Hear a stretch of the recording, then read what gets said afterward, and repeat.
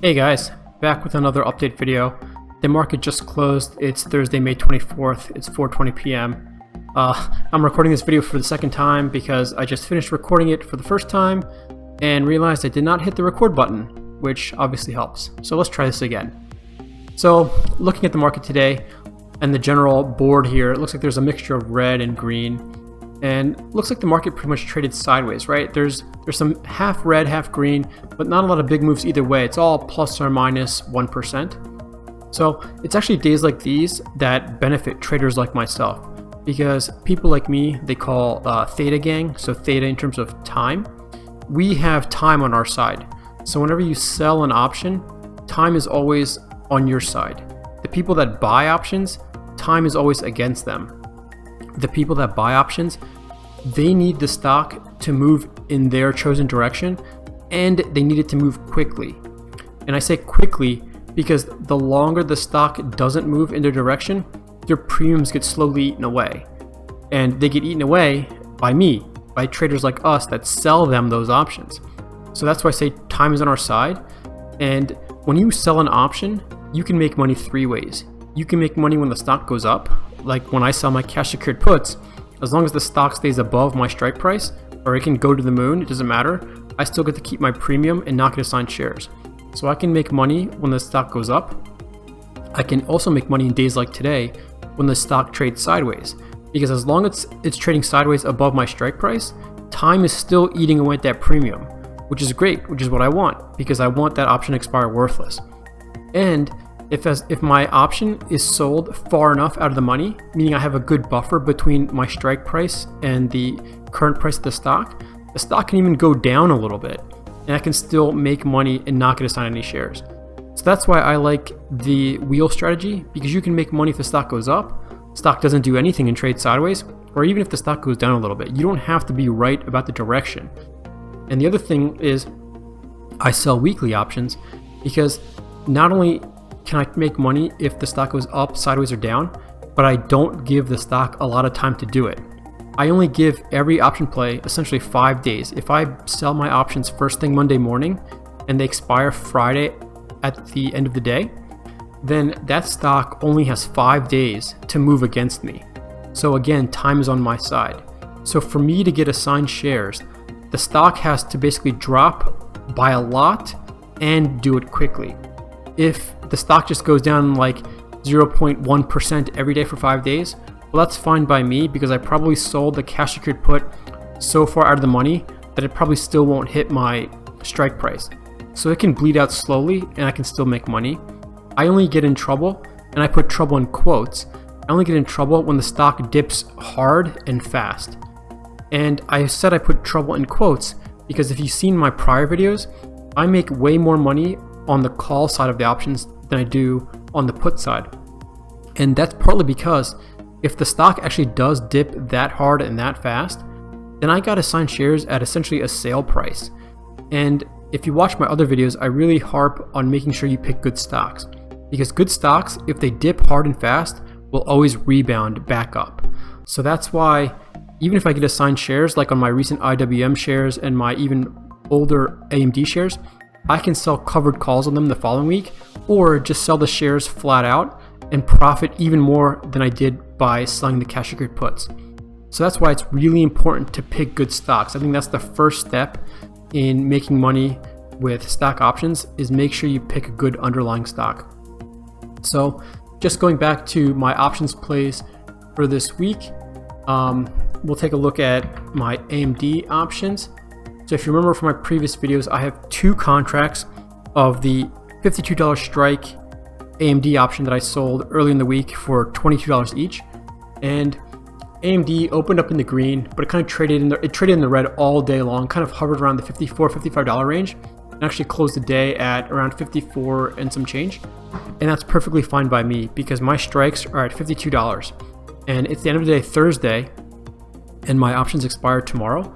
So basically, I have about a $2.50 buffer for AMD to move against me by tomorrow, by end of day tomorrow. So I'm pretty confident that I won't get assigned any shares. But worst case scenario, if I do, I've had really good success with AMD in general, and I think getting assigned shares at $52 would be great because I think AMD's been hovering in the low 50s, mid 50s for the past couple weeks. So I'm not very scared of AMD just tanking. I think it'll come back up and I can sell good premium on it on covered calls if I do get assigned the shares. Just taking a look at it in terms of thinking about my plays for next week, and just remember Monday's Memorial Day, so the markets are closed. So on next Tuesday, let's say AMD stays around $54, $55 by end of day Friday, then probably the following week, I could probably get in at a $49 or $50 strike price and get good premium. So let's just take a look at next Friday's expiry. So, and we're going to sell a cash secured put. So yeah, the $49 and $50 strikes have a good probability of profit, maybe even 51, and good premiums with them. So I would be looking for the following week in terms of my potential trades at a $49, $50, or $51 strike, assuming AMD trades at the same level at $54, $55. So let's take a look at my other options that are on. I have IWM, which is the Russell 2000 ETF. So this was up and down all day. Again, just trading sideways like the market. But you know what? I'm not even worried at all about my IWM call or my IWM cash secured put, because I sold that at a strike of 123. And IWM has been trading at 133, 134 for the past 2 days now. So I have about a $10 or $11 buffer that I have until the end of the day tomorrow. So IWM would have to drop by $11 in one trading day. So just to put that in perspective, $11 divided by the current price at 133, IWM would have to drop by over 8% in a day, which I don't think is going to happen. Unless we hit circuit breakers tomorrow like we did months ago, there's no way IWM is going to drop 8% in a day. So I think I'm pretty safe in just collecting my $60 of premium and not getting assigned any shares. And IWM has been pretty good to me lately too, so I'll probably look at making it on a play for the following week as well. Let's see, if IWM stays around the 130s, low 130s, I probably have to get in at a higher strike price to collect good premium, probably like 125, 126, or 127. I kind of got lucky with my 123 put because it wasn't trading as high as it was currently when I actually sold the option. So that's okay. If you remember from my previous videos, I actually got assigned at 127 and I ended up making almost $500 in literally a minute by selling the shares away the following Monday morning because IWM just gapped up over the weekend. And like I said, IWM is an ETF, so I'm not worried about it going to zero or tanking. Even if it does dip, given enough time, it will come back up. So I'll just sell covered calls on it if I get assigned. But like I said, I would be absolutely shocked if I got assigned on my IWM option tomorrow. And then the last options I have are Space or Virgin Galactic. So if you remember from my prior videos earlier this week, I kind of stole these options away because for some reason, someone wanted to buy $8.50 puts. And when I was looking at the options chain, I just saw them and I said, sure, I'll sell you $8.50 puts because I think that's easy money. I actually sold them for $4 a piece and I sold 3 of them. So, I mean, I'm assuming whoever wanted to buy those puts was trying to hedge a other position that they had. But like I said, I'll happily sell you puts. I'll happily make an easy $12 for this week because otherwise that money was just sitting in my account anyway. But I mean, just to put into perspective how easy it's going to be, the stock is currently $14.77 and I sold those puts at $8.50. That's my strike price. So the stock would have to drop $6.27 again in a day because these expire tomorrow. And to put that into a percent, that's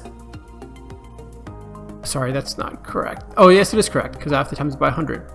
The stock would have to drop 42% in a day, which is not going to happen. Not going to happen. So in terms of my options, my Space and IWM puts are probably safe. So I'm expecting to make an easy $64 tomorrow. My AMD options at the $52 strike are iffy, but I'm pretty confident that AMD will trade above $52 by the end of the day tomorrow.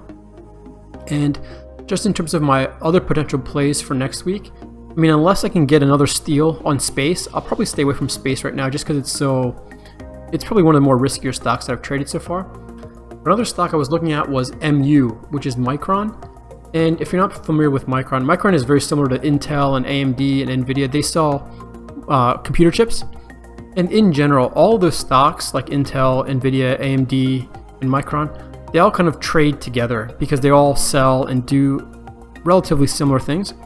So if AMD has been good to me, then I'm assuming that Micron is going to be good to me too.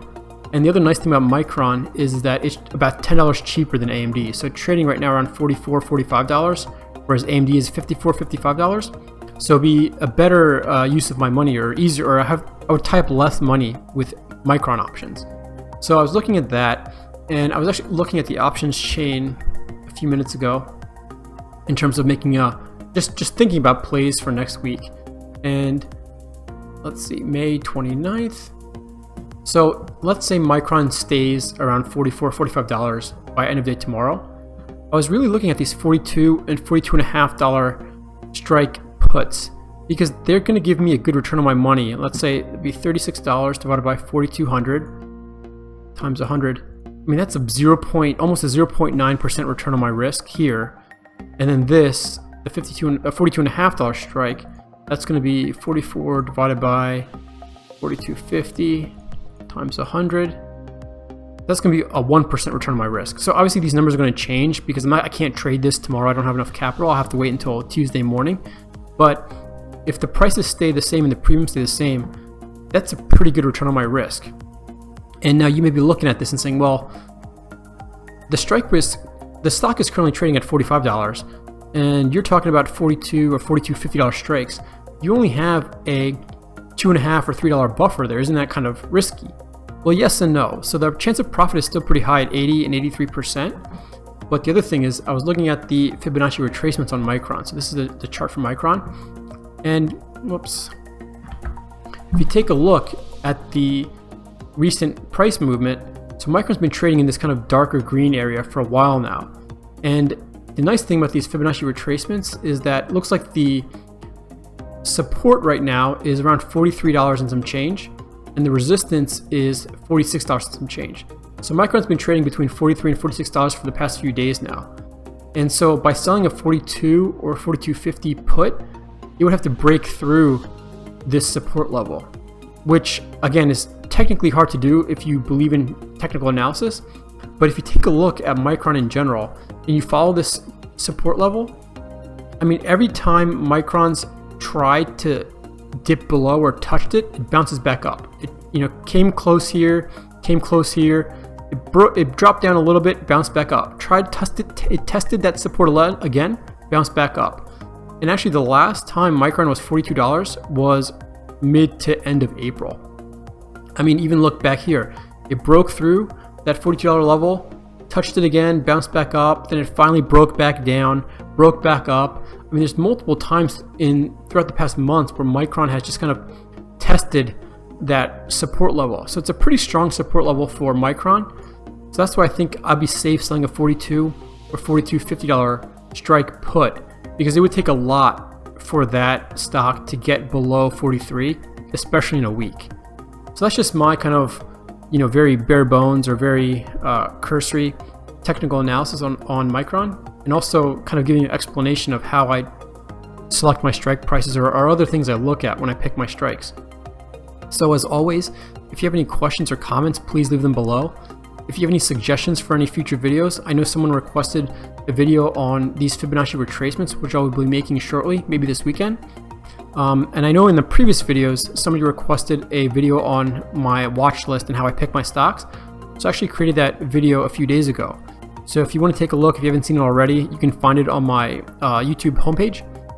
But in general, if you have any other suggestions, please, I'm all ears. And remember to please like and subscribe. And if you could hit that thumbs up button, I think that thumbs up button actually helps the YouTube algorithm much more than the likes, or sorry, much more than the subscriptions. So I really need that thumbs up. And as always, happy trading.